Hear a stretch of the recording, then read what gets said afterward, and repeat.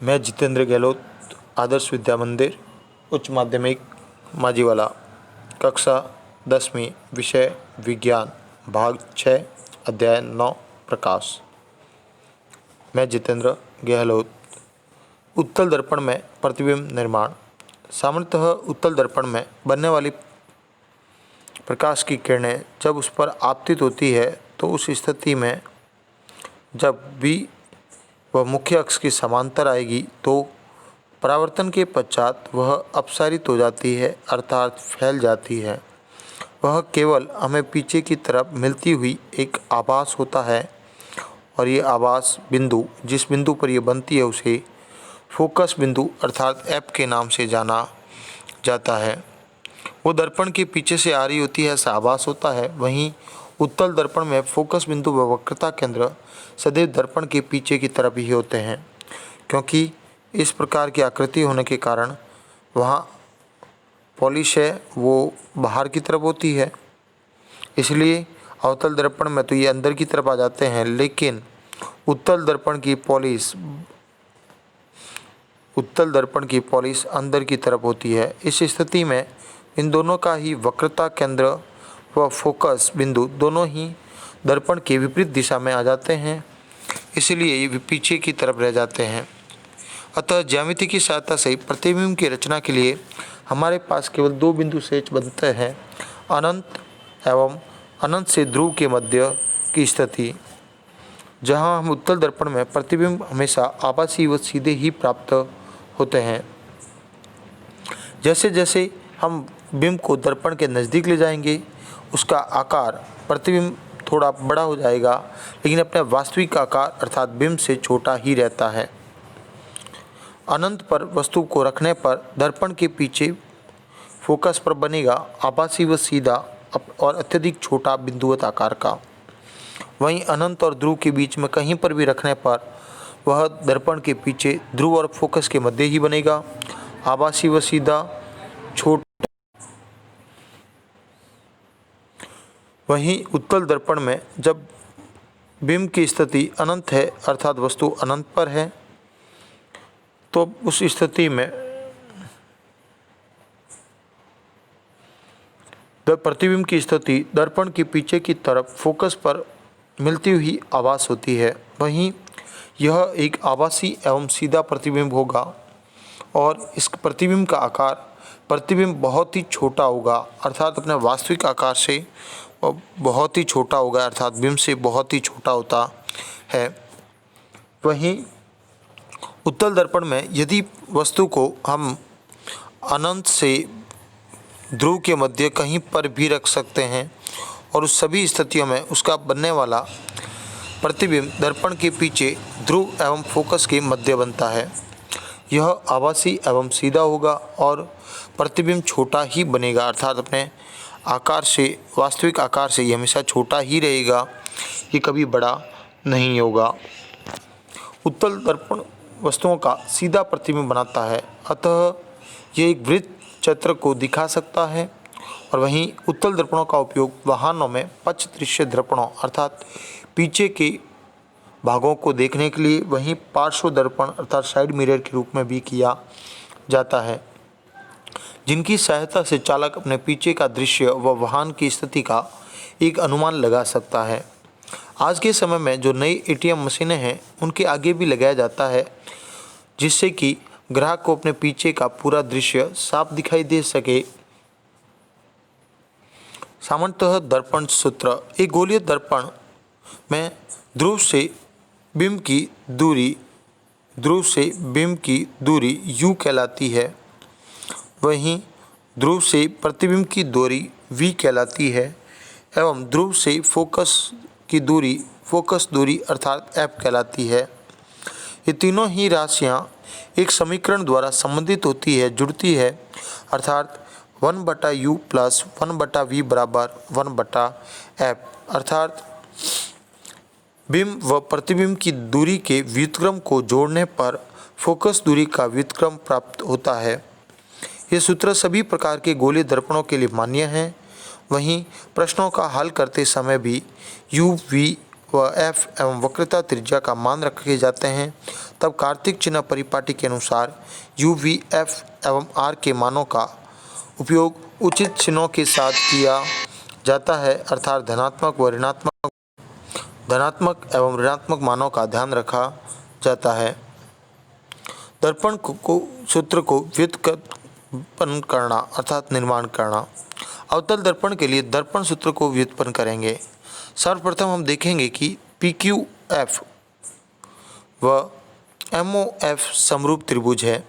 यदि वैसे ध्यान दे सकते हैं आप, हमने कहा है कि ये एक मुख्य अक्ष के समांतर रेखा है जो परावर्तन के पश्चात फोकस से गुजरेगी। यह भी मुख्य अक्ष के समांतर है जो परावर्तन के पश्चात मुख्य फोकस से गुजरती है।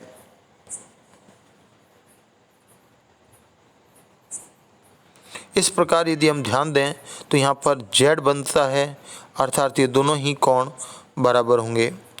दूसरी स्थिति में इस कोण को यदि अपन ध्यान देते हैं तो जब ये Z बन रहे हैं तो Z की स्थिति में किसी भी स्थिति में यदि Z बनता है तो बनने वाले दोनों ही आंतरिक कोण का मान बराबर होता है।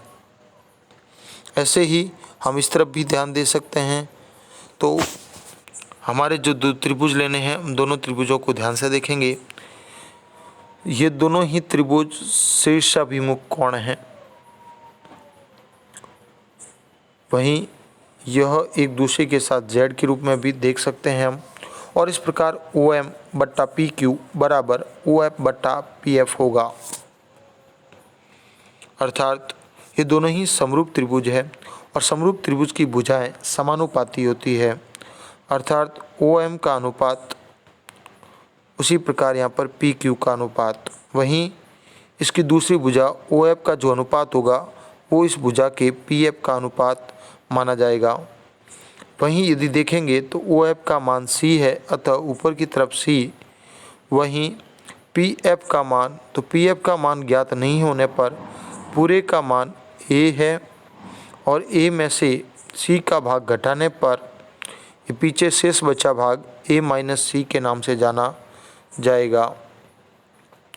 इस प्रकार हम कह सकते हैं कि P डैश Q डैश है बराबर OM, जो P डैश Q डैश है वो OM के बराबर है, अर्थात अगले ही पल हम P dash Q dash OM की जगह हम लिख सकते हैं P डैश Q डैश बटा PQ बराबर C बटा A माइनस C।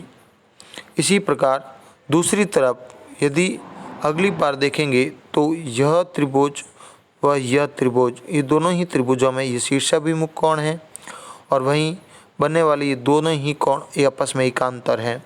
इस प्रकार ये दोनों ही त्रिभुज समरूप सिद्ध होंगे और ये भुजा का इस भुजा के समानुपाती अर्थात समान अनुपात में होगी। यह मान इस मान के बराबर होगा, अर्थात दूसरी तरफ हम ये कह सकते हैं कि OL बटा P डैश Q डैश बराबर OF बटा P डैश F, अर्थात C बटा B माइनस C, जहाँ OL बराबर PQ है, अर्थात PQ बटा P डैश Q डैश बराबर C माइनस BC। जहाँ समीकरण 1 व समीकरण 2 से हमें पता चला कि PQ बराबर बटा P डैश Q डैश बराबर होगा C बटा A माइनस C। वहीं समीकरण दूसरे से B माइनस C बटा C, दोनों का वज्र गुणा करवाने पर C और C का गुणा C स्क्वायर। वहीं इन दोनों पदों का गुणा करवाने पर AB minus AC minus BC plus C square. C square से C स्क्वायर कट जाएंगे क्योंकि उस तरफ पक्षांतरण होने पर ये ऋणात्मक हो जाएगा, अतः शेष बचा AB और बाकी AC और BC का पक्षांतरण करने पर ये धनात्मक हो जाएंगे, अतः BC प्लस AC बराबर AB। और प्रत्येक भाग में ABC का जब हम भाग देंगे तो बन जाएगा 1 बट्टा A प्लस 1 बट्टा B बराबर 1 बट्टा C, जहाँ A U का था, B का मान V था और C का मान F था। अतः कार्तिक चिन्ह परिपाटी के अनुसार ABC तीनों ही ऋणात्मक होंगे।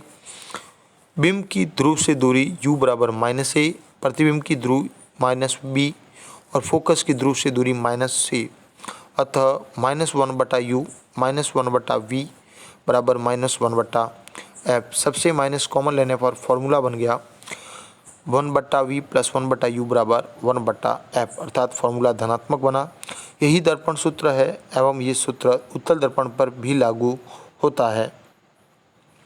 आवर्धनता। प्रतिबिंब की ऊंचाई एवं बिंब की ऊंचाई के अनुपात को आवर्धनता के नाम से जाना जाता है।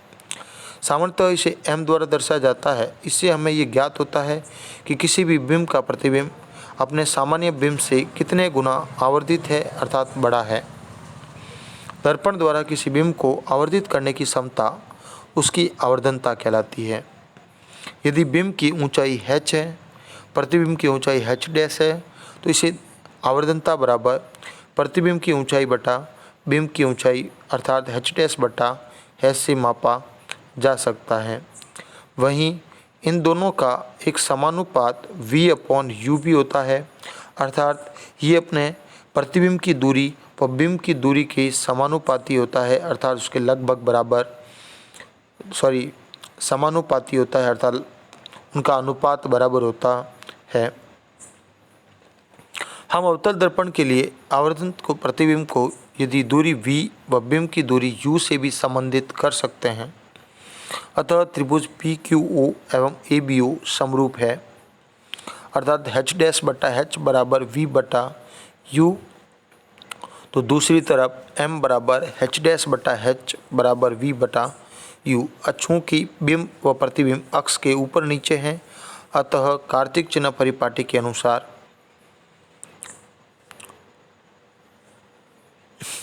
सामान्यतः बिंब मुख्य अक्ष के ऊपर रखा जाता है, अतः बिंब की ऊंचाई धनात्मक ली जाएगी और प्रतिबिंब की ऊंचाई सीधा है जैसे कि आभासी प्रतिबिंब, तो प्रतिबिंब की ऊंचाई धनात्मक ली जाती है। वहीं यदि वास्तविक उल्टा प्रतिबिंब है तो प्रतिबिंब की ऊंचाई ऋणात्मक ली जाएगी, अर्थात m यदि ऋणात्मक है, इसका अर्थ हुआ कि v का मान u से बड़ा है, प्रतिबिंब वास्तविक होगा, उल्टा व आवर्धित होगा। यदि m ऋणात्मक है लेकिन v u के बराबर है तो प्रतिबिंब वास्तविक, उल्टा व बिंब के समान आकार का होता है।